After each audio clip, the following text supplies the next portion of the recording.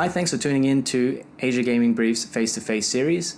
I'm sitting down today with Alidad Tash, Managing Director of 2NT8 Limited.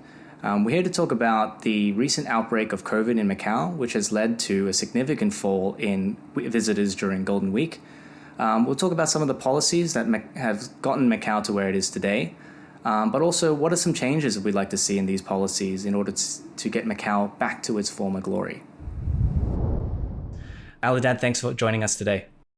Nice talking to you. So Alidad, you've been pretty much on the ground throughout the entire pandemic in Macau, and you've been closely following the COVID-19 situation there. What can you tell us, about the experience of being in Macau during COVID for the last 2 years? What has Macau done right? What has it done that could be improved upon? Actually, it's very unusual to be in Macau, which is one of the safest places. Macau experienced a big scare right when the pandemic was announced in late January, early February. Yeah. Macau being so tiny, 680,000 people, a few cases actually could really terrorize the people. We had a pretty scary time for the first month or so. The chief executive, who was just newly appointed, shut down the casinos. Things were looking pretty scary. I mean, we got China right next door to us, and the pandemic broke before it spread worldwide. It was kind of eerie. That was kind of near Chinese New Year as well, right? Correct. In fact, many expats left and they haven't been able to come back since then because they were on blue cards or everything else. But then the chief executive, again, demonstrated remarkable foresight in being one of the first places to actually wear a mask, even though the WHO and Hong Kong and other places were saying, you don't need it. He said, no, you need it. And some of the policies that were done here in terms of social distancing, the apps, they were very, very effective. And as a matter of fact, I still argue that Macau is the safest place in the world when it comes to handling COVID medically, as far as not transferring the disease. 680,000 people is a small group of people, but it's hard to believe that in the 20 months of the pandemic, the total number of people who've actually gotten COVID in Macau is 75. Not 7,500, not 75,000, 75. And a lot of those have not even entered Macau itself. Although, again, recently we've had a few hiccups. And Macau's tactics were wonderful. Before the vaccine, Macau was one of the safest places, as was New Zealand, as were some of the other regions in Asia. What has happened and transpired since is also a little bit of a challenge. Once vaccines started rolling around in January, February, Macau was good. People started slowly getting vaccinated. And things were looking good the world over. Everybody thought, wow, vaccines are going to save the day. Whether it's Europe, which got a little late in the game, or US, which got early in the game, everybody thought July, life is wonderful. Until the Delta variant reared its ugly head. China, meanwhile, had a very slow start, but then it caught up, and again, it's done something spectacular. More than 40% of the world's vaccination have actually been done within China itself. But that's when Macau faltered, and that's when the period started where, there is a period of adaptation where you are sticking to what you did before, which was zero COVID. China practiced zero COVID. Macau practiced zero COVID. New Zealand did. Australia did. Singapore did. But as you know, slowly but surely, many of these countries are going to the next gear and recognizing that the way to get out of zero COVID, because zero COVID means very little revenue. You mentioned there New Zealand, right? New Zealand was known as the golden child, at least in Australasia, and it's my neighboring country, the golden child of keeping COVID out. And even then, it was recently announced that they're renouncing their zero COVID policy, their strategy, right?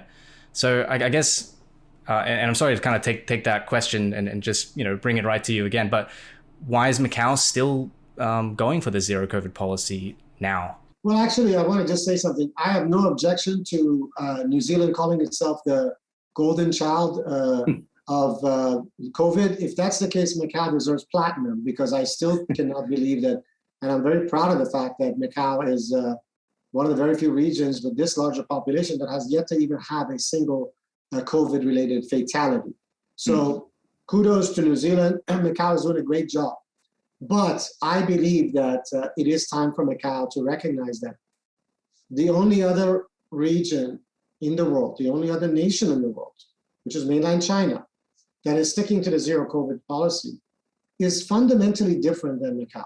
Yes, it is easy to control COVID, and even but China doesn't rely on its visitors as much as Macau does. China is a producer. China is the second largest economy in the world. China is where a lot of manufacturing takes place. Macau, 80% of the government's money in Macau, pre-pandemic, more than 80%, came from gaming taxes, casino taxes.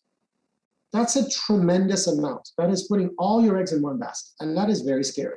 Because having to rely on outside people to come in, and right now Macau, only Chinese people can come in and go, and even that has been brought down because people are not as willing, and maybe they don't have as much money, and it's difficult to get here. Relying on just gaming makes it so that Macau cannot pursue the zero COVID and also 1/3 the revenues. Macau's casinos are generating roughly 35% of what they do, 1/3 of what they did before the pandemic. That means that the government, which makes 80% of its revenue in gaming, has lost 2/3 of that 80%. That's, that's a scary amount. And that's more than 50% of Macau's gaming revenue is gone. So it does need to open up. And again, the only way to open up, you can't just open up tomorrow and say, hey, everybody come. You need to do it by, first of all, increasing the vaccination within your own community to a 75, 80%. Yeah. Macau is very far from. Macau is only, depending on how you count the population, Macau is hovering in the low 50s, so 50 to 55% of the population is single vaccinated, and fully vaccinated is just under 50%.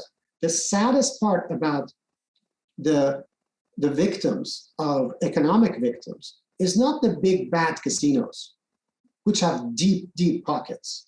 It's the small and medium enterprises. It's the mom and shops that are going to go ahead and fold because they do not have the deep pockets and they do not have the credit. They are going to go under. So the effects of this economic devastation is something that Macau has to go and resolve. And the only way to do that is get enough vaccination and then force people to come, to be double vaccinated before they enter Macau.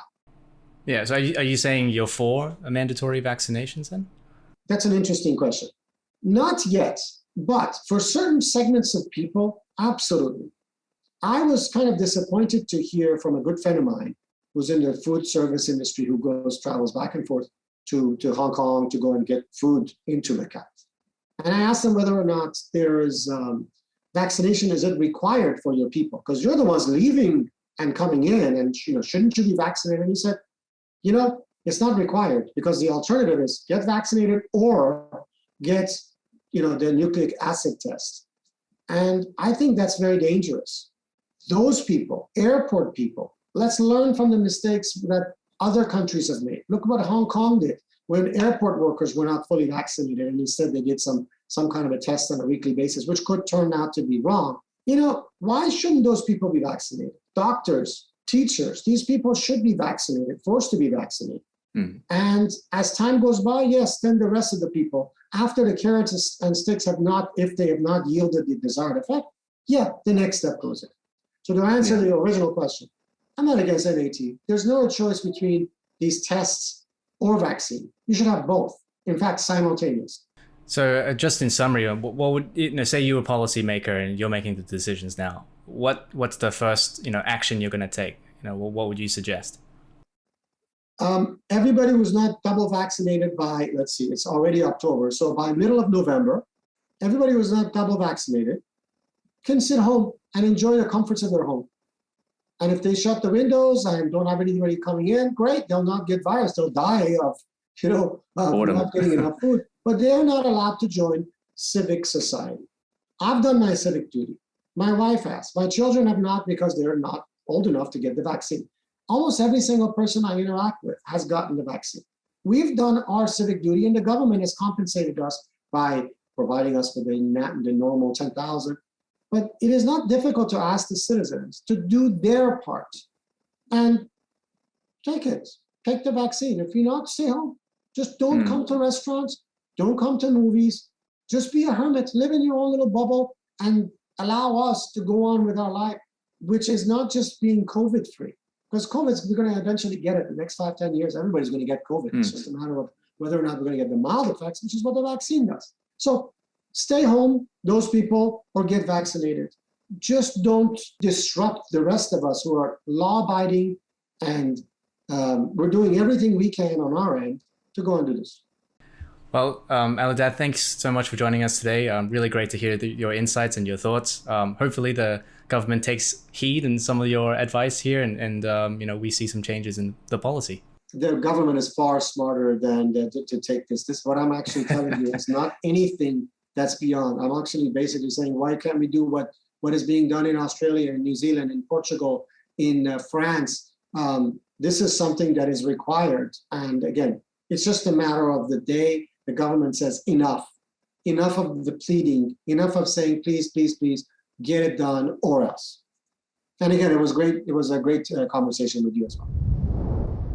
That was Alidad Tash, Managing Director of 2NT8 Limited, talking about some of the policies that Macau should adopt if they want to see themselves come back to full recovery.